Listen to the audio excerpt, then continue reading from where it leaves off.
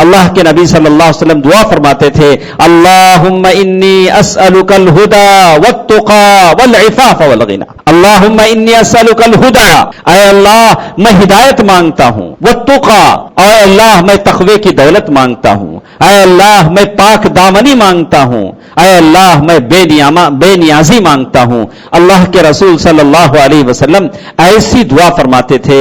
کتنے لوگ ہیں جو اس طرح کی دعا کرتے ہیں، اللہ تعالیٰ سے ہدایت طلب کرتے ہیں، دنیا تو مانگتے ہیں کہ اللہ تعالیٰ سے کبھی ہدایت بھی مانگتے ہیں۔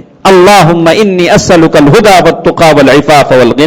اللہ کے رسول صلی اللہ علیہ وسلم نے کبھی ایک دعا ایسی بھی کی، اللہم آتی نفسی تقواہا وزکیہا وانت خیر من زکاہا، اے اللہ میرے نفس کو تقوی کی دولت دے دے، یا اللہ میرے نفس کو تقوی کی دولت سے بہرابر کر دے۔